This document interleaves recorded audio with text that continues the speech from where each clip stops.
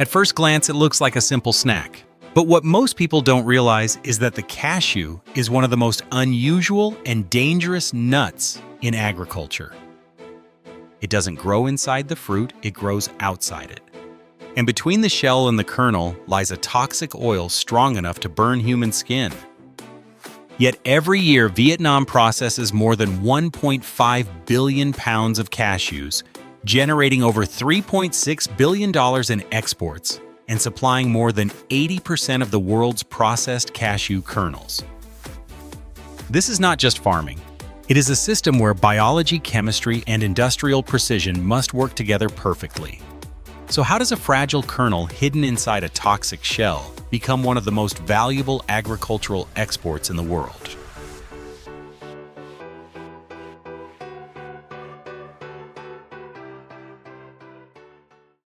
Unlike most crops, cashews are not picked directly from the tree. The harvest season begins between February and May during the peak of the dry season in southern Vietnam. As the fruit matures, the cashew apple changes color from green to yellow-orange or deep red. At full maturity, the nut naturally detaches and falls to the ground. Harvesting must be done daily because fallen nuts exposed to moisture can quickly develop mold and lose quality. Farmers walk through orchards each day collecting fallen cashew nuts by hand. Each nut is separated from the cashew apple immediately after collection. The apple, although edible, is rarely exported due to its short shelf life. The nut, however, is the true economic product.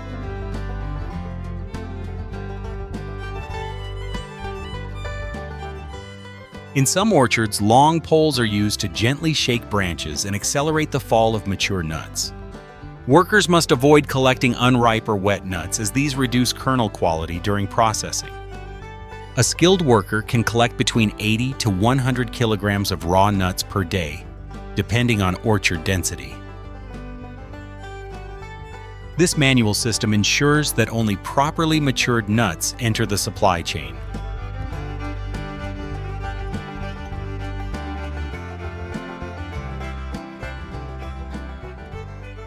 Once collected and transported, raw cashew nuts enter one of the most complex processing systems in agriculture.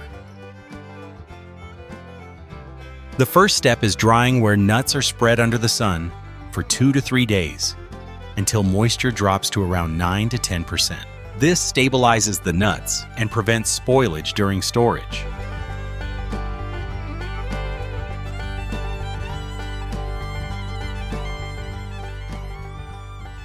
After drying, the nuts are cleaned to remove dirt and impurities before processing begins.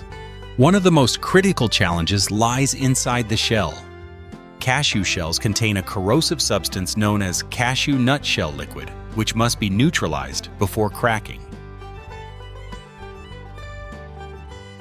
To achieve this, nuts are steamed or roasted at high temperatures. This process softens the shell while reducing the toxicity of the oil.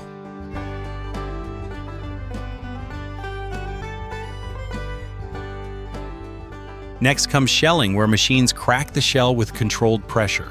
Inside, the kernel is extremely fragile and can easily break. Even with automation, skilled workers are still needed to separate kernels without damaging them.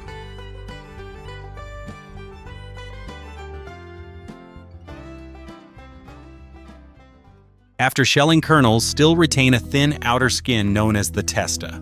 To remove it, kernels are dried again until moisture drops to around 3 to 5%.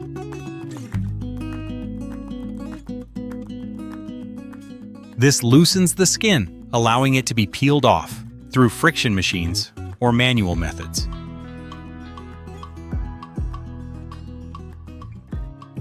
The kernels are then graded based on size, color, and integrity. Premium grades such as whole white kernels command the highest market value. Lower grades are used in processed foods such as snacks, confectionery, or nut pastes.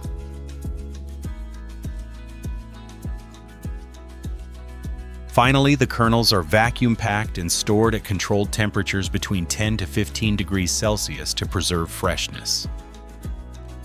Cashews have become one of the most widely consumed nuts in the world. Global demand continues to rise due to their nutritional value and versatility. Vietnam dominates the global market, accounting for over 80% of processed cashew exports. Major export destinations include the United States, the European Union, China, and Japan. Beyond raw kernels, value-added products, such as roasted, flavored, and coated cashews, have expanded the market significantly. This diversification increases profit margins and reduces dependency on raw exports.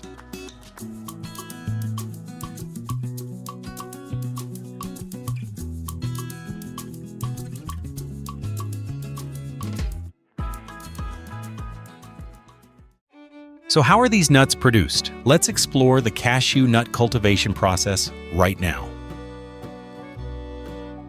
Cashew farming begins with selecting high-quality planting material. Farmers often use grafted seedlings rather than seeds to ensure consistent yield and disease resistance.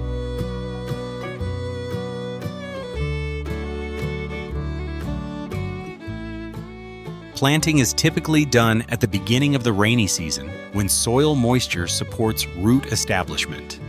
Soil conditions are critical, requiring well-drained sandy loam with pH levels between 5.5 and 7.0. Spacing between trees is carefully planned, usually allowing 150 to 160 trees per hectare. This ensures each tree has enough space to develop a wide canopy.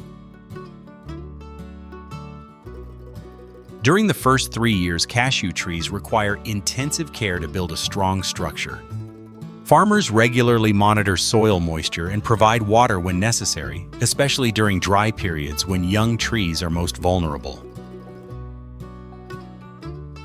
Fertilization programs combine organic and inorganic nutrients to support growth.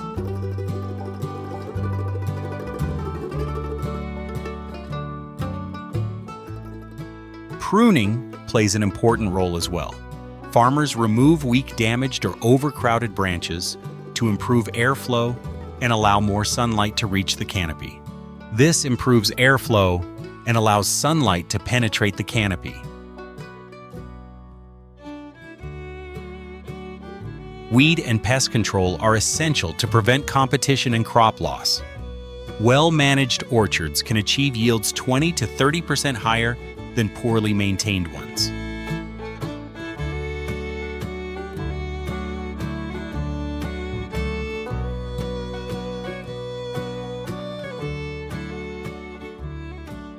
Cashew trees flower during the dry season, producing clusters of small blossoms. After pollination, the fruit develops into a unique two-part structure. The upper part becomes the cashew apple, while the lower part forms the nut. Over the next 2 to 3 months, the fruit matures under dry and sunny conditions. The nut develops its hard shell, protecting the kernel inside. This unusual growth pattern is what makes cashew processing so complex.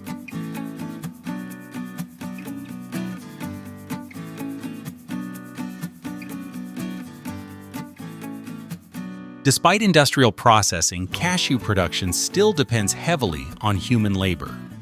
Farmers manage orchards, monitor growth, and perform harvesting manually. Workers in factories handle delicate stages, such as peeling and sorting. Technical teams oversee processing systems and quality control. This combination of labor and technology enables Vietnam to maintain global leadership.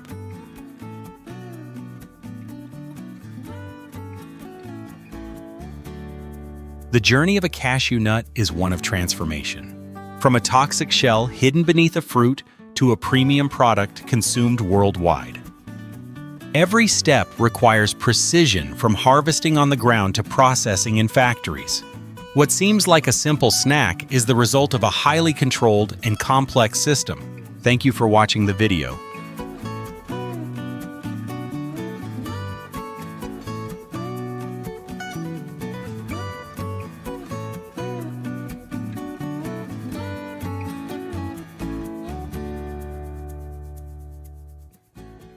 Across the sunlit hills of northeastern Thailand, tamarind trees stand heavy with curved brown pods, each carrying the bold, sweet and sour flavor that defines Southeast Asian cuisine.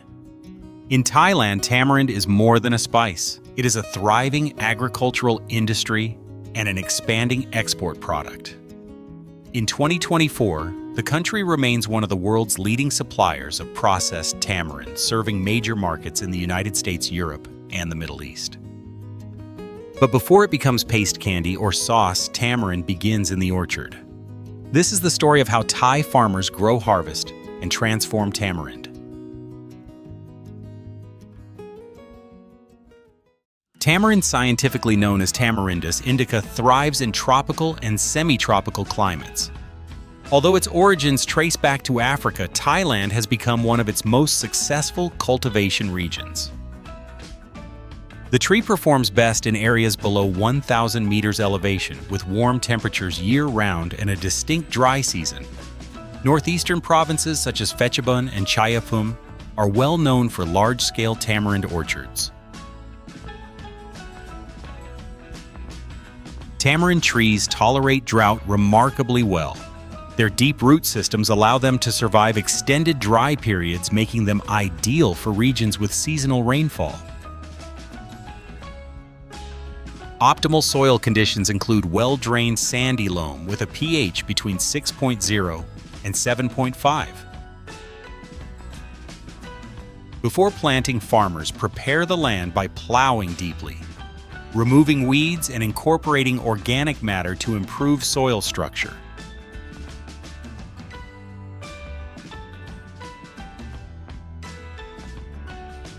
In the past, tamarind was often grown from seed.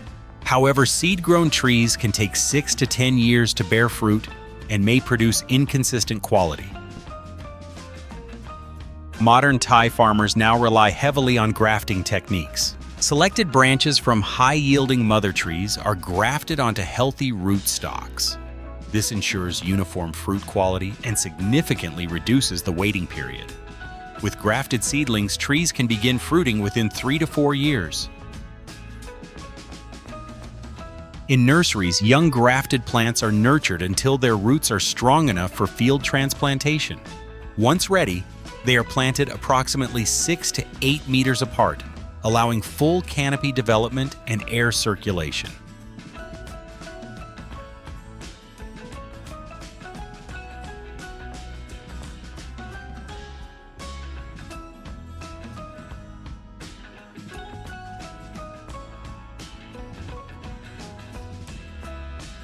Although tamarind is drought-tolerant, commercial production requires careful management. Drip irrigation systems are commonly installed between tree rows, especially to support flowering and pod development during dry months. Controlled irrigation ensures stable yields without excessive water use. Fertilization follows a structured schedule. Farmers apply organic compost animal manure and balanced NPK fertilizers. Micronutrients such as zinc and boron are added to support flowering and fruit set. Pruning plays a crucial role. Each year, farmers remove unproductive branches and thin the canopy to improve sunlight penetration and airflow. This reduces fungal risk and increases pod quality. Pest monitoring is ongoing. Tamarind orchards may face challenges from stem borers, fruit flies, and scale insects. Farmers use integrated pest management practices, combining early detection, biological control, and targeted treatments when necessary.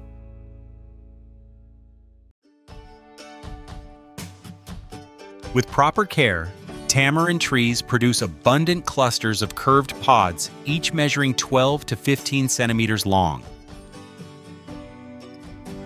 Tamarind trees typically flower at the end of the rainy season. Small yellow blossoms gradually develop into green pods. Over several months, the pods mature and dry naturally on the tree. As they ripen, the outer shell turns brown and brittle. Inside, a sticky pulp surrounds hard seeds.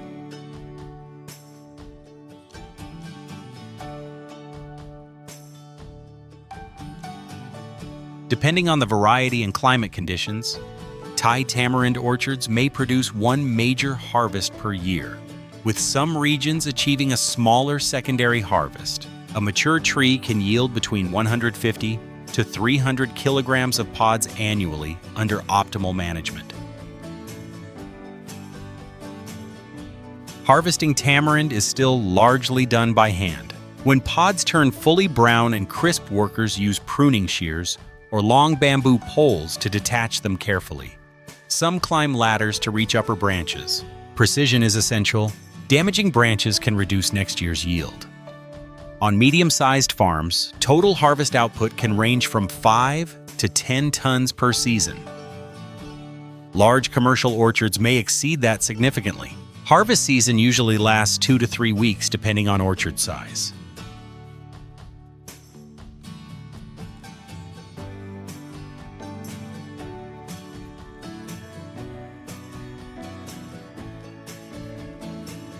After harvesting, the pods are spread under the sun for 2 to 3 days. This natural drying process reduces moisture content, enhances aroma, and extends shelf life without chemical preservatives. Sun drying remains preferred in Thailand because it preserves authentic flavor and color. Once dried, tamarind can follow different processing paths.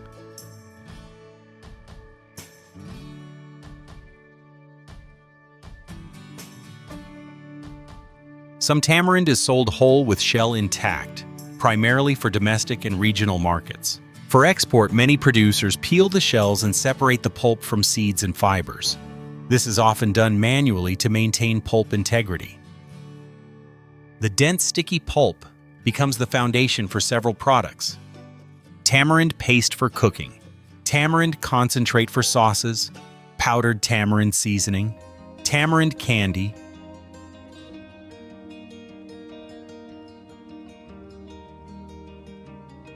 Tamarind candy is one of Thailand's most popular value-added products. After cleaning and removing seeds and fibers, the pulp is mixed with sugar in carefully measured ratios. Depending on the recipe, salt and chili powder may be added to create the signature sweet-sour-spicy balance. Some candies are shaped by hand in smaller workshops, while larger factories use automated cutters for uniform size. The candies are sealed in moisture-proof packaging to maintain freshness. When stored properly, tamarind candy can last up to a year, turning fresh orchard harvests into export-ready products with extended market value.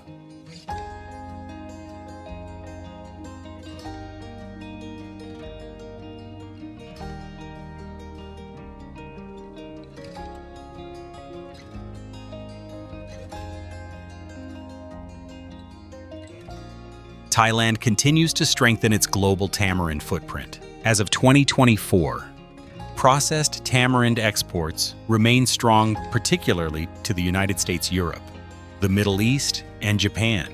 Demand has increased due to global interest in natural souring agents, clean label ingredients, and ethnic cuisine. Thailand competes with India and Mexico, but its advantage lies in value-added processing and consistent quality control. Export products now include organic certified tamarind paste and ready-to-use cooking concentrates, reflecting growing health-conscious consumer trends.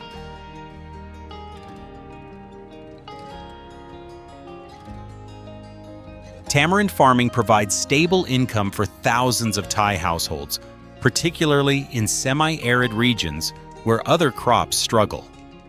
The tree's drought tolerance reduces risk. Its long lifespan, often over 50 years, ensures sustained productivity. Beyond agriculture, tamarind supports local industries in food manufacturing, packaging, logistics, and export services.